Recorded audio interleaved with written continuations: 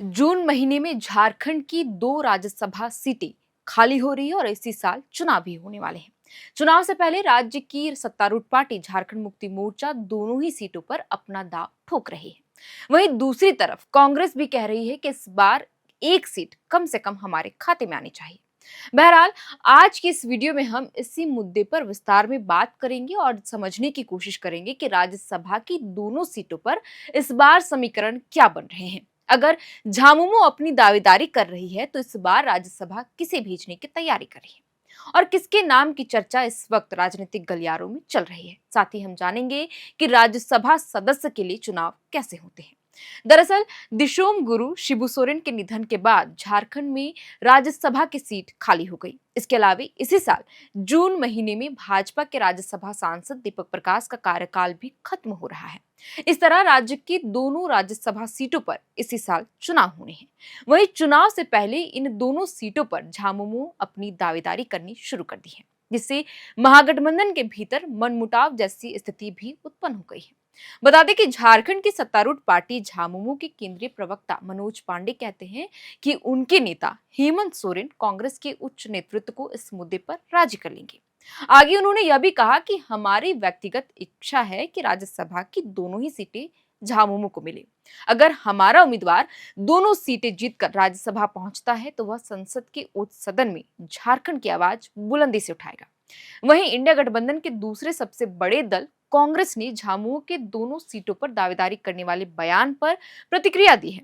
कांग्रेस का कहना है कि पिछले कई बार राज्यसभा चुनाव में कांग्रेस ने त्याग किया है और बड़ी सीट छोड़ दी है। अब स्वाभाविक रूप से राज्य की दोनों सीटों में कम से कम एक पर उनका दावा बनता है। कांग्रेस नेताओं का कहना है कि हमने हमेशा बड़ा दिल दिखाया है, त्याग किया है। अब इस बार झामुमो की बारी है। गौरतलब है कि झारखंड राज्यसभा में कुल 6 सीटें हैं। वर्तमान में एक सीट खाली है और दूसरी खाली होने वाली है जून महीने में। दरअसल एक सीट पर झामुमो के दिशोम गुरु शिबू सोरेन थे राज्यसभा सदस्य। 4 अगस्त 2025 को उनके निधन के बाद से यह सीट खाली है, जबकि दूसरी सीट भाजपा के दीपक प्रकाश की है, जिनका कार्यकाल 21 जून 2026 को खत्म हो रहा है।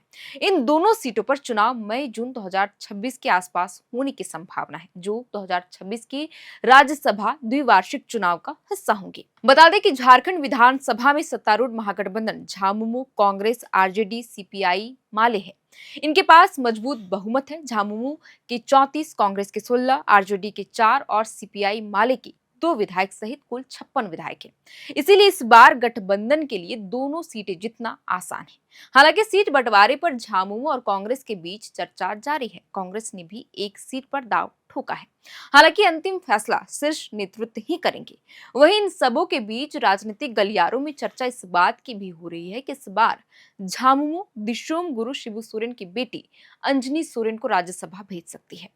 पार्टी के केंद्रीय प्रवक्ता से लेकर जिला स्तर के नेताओं और कार्यकर्ताओं का मानना है कि सोरेन परिवार का संसद में प्रतिनिधित्व करना झामुमो के लिए सम्मान और भावनात्मक जुड़ाव का विषय रहा है। शिबू सोरेन के निधन के बाद यह पहली बार है जब परिवार का कोई भी सदस्य लोकसभा या राज्यसभा में नहीं है। बता दें कि अंजनी सोरेन शिबू सोरेन और रूपी सोरेन की बेटी है। शादी के बाद से वो ओडिशा के मयूरभंज क्षेत्र में रहकर झामुमो के संगठन को मजबूत करने में जुटी रही। अंजनी सोरेन ने आदिवासी समाज के मुद्दों को लगातार उठाया है और पार्टी के लिए जमीनी स्तर पर भी काम किया है। झामुमो ने उन्हें साल 2019 और 2024 में उड़ीसा विधानसभा और लोकसभा चुनाव में उम्मीदवार बनाया था। हालांकि वे चुनाव जीत नहीं पाए।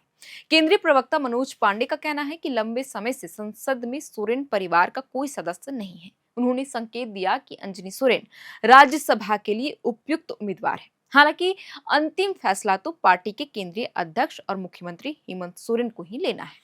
बहरहाल, विपक्षी दल भाजपा की अगर हम बात करें तो भारतीय जनता पार्टी की स्थिति इस बार कमजोर है, क्योंकि राज्य में उसका विधायकी आधार सीमित है और दीपक प्रकाश की सीट भी गंवाने की संभावना इस बार दिख रही है, क्योंकि भाजपा के पास कुल 81 विधायक है, जबकि जदयू, लोजपा, रामविलास और आजसू के एक विधायक है।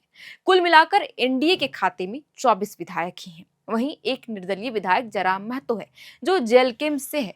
एनडीए को एक भी सीट जीतने के लिए कम से कम 4 अतिरिक्त विधायकों का समर्थन जुटाना होगा। यदि इंडिया गठबंधन में किसी तरह का बिखराव होता है तो एनडीए के लिए खेल बन सकता है। हालांकि गठबंधन में एक सीट पर झामुमो की जीत लगभग तय मानी जा रही है, क्योंकि उसके पास बहुमत है, जबकि दूसरी पर सहमति से फैसला होगा। बहरहाल, अब आपको हम बताते हैं कि राज्यसभा सदस्यों के लिए चुनाव कैसे होते हैं। दरअसल राज्यसभा सदस्यों के लिए चुनाव की प्रक्रिया अन्य चुनाव के मुकाबले काफी अलग होता है। राज्यसभा के सदस्य अप्रत्यक्ष रूप से चुने जाते हैं, यानी कि राज्यसभा सदस्यों का चुनाव सीधे जनता नहीं करती है, बल्कि जनता के द्वारा चुने गए प्रतिनिधि राज्यसभा सदस्यों को चुनते हैं। राज्यसभा चुनाव के लिए राज्यों के सभी विधायक वोट करते हैं। इस चुनाव में सीधे जनता वोटिंग नहीं करती है। इस चुनाव में जिस पार्टी के पास विधायकों की संख्या अधिक होती है, उस पार्टी के राज्यसभा उम्मीदवार की जीत लगभग तय होती है। राज्यसभा चुनाव में ना तो गुप्त मतदान होता है और ना ही इसमें ईवीएम का इस्तेमाल होता है। इसमें चुनाव का ढांचा थोड़ा अलग होता है। राज्यसभा चुनाव के लिए उम्मीदवारों के नाम के आगे 1 से 4 तक नंबर लिखा होता है। इसमें विधायकों को वरीयता के आधार पर उस पर चिन्ह लगाना होता है। राज्यसभा चुनाव में जीत के लिए कितने वोटों की जरूरत होती है, ये पहले से ही तय होता है। वोटों की संख्या कुल विधायकों की संख्या और राज्यसभा सीटों की संख्या के आधार पर निकाली जाती है। इसमें एक विधायक की वोट की वैल्यू 100 के बराबर होती है।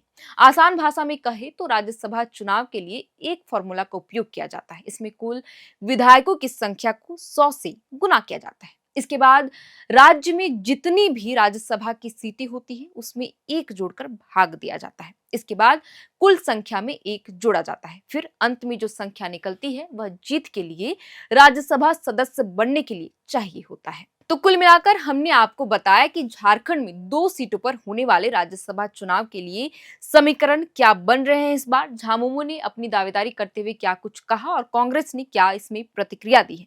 साथ ही हमने बताया कि राज्यसभा सदस्य कैसे चुने जाते हैं। तो फिलहाल के लिए इस वीडियो में इतना ही। आप देख रहे थे एयरना और मेरा नाम है शरतन। कैमरे के पीछे मौजूद है हमारे सहयोगी विकास। बहुत बहुत शुक्रिया।